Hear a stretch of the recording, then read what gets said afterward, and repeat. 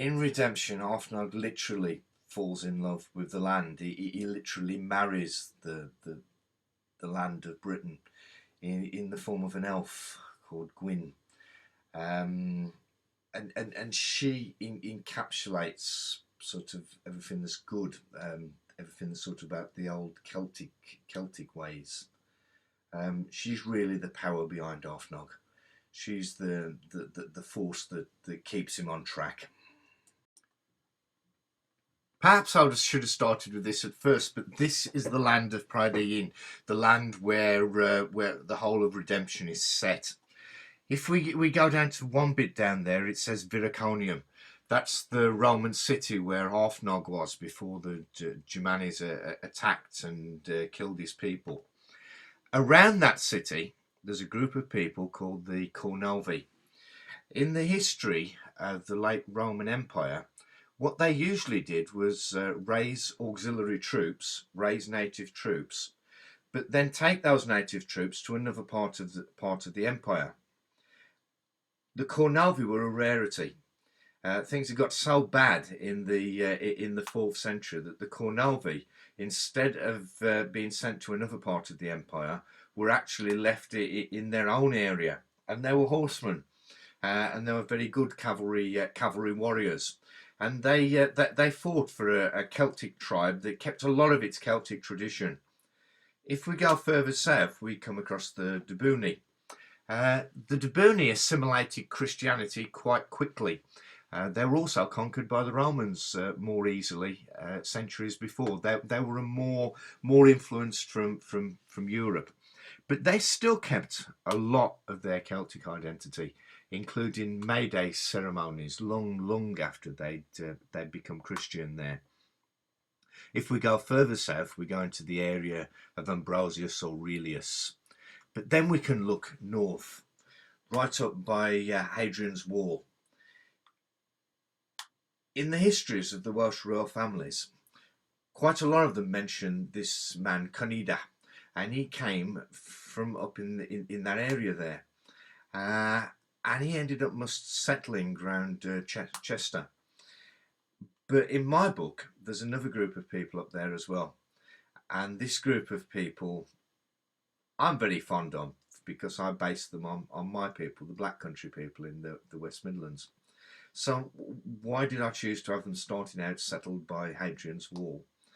Well, they were very much a group of people that were Germanic and Celtic. They were descended from the Germanic mercenaries who'd manned the wall under Roman authority. And in my book, they came south with Conida, because Arthur or Ofnog brings them south in order to save them, but also in order to get more allies for the Cornovi as well. I think they were probably the most interesting people I had in the book. They spoke a strange language that was a mixture of Germanic and Celtic. They looked a mixture of Germanic and Celtic. They were very, very Christian people, very religious people, but very good in a fight as well.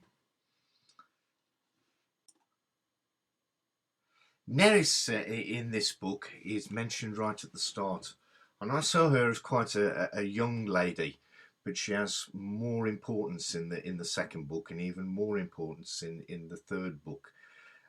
She's modelled on somebody that I know, somebody that's a very strong person, but a very kind-hearted person.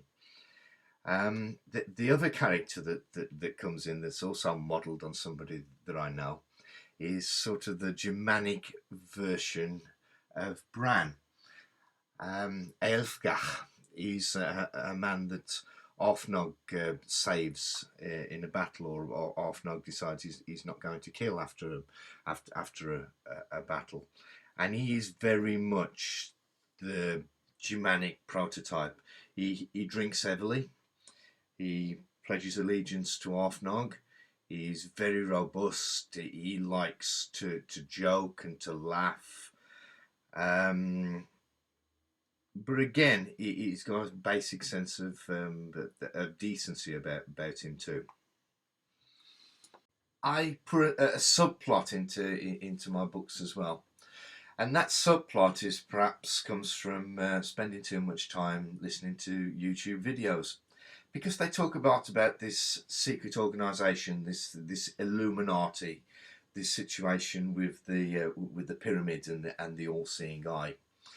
And as you've got Mirrodin sort of fighting for the land and the Celtic people, in the background you've got this sort of organisation that's trying to manipulate what's going on there, trying to manipulate Ambrosius Aurelius, trying to manipulate the Germanic people in the country, trying to sort of control what's happening there. One of their people is Lucius Gervais, and he is extremely charming, extremely intelligent. At one point, I think Mirrodin says that he could sell British wine to the Cretians, and at the end of it, they'd be sure they'd made a good deal. A salesman, again, very intelligent, very dangerous, and from a very evil family, but he really doesn't come across that way.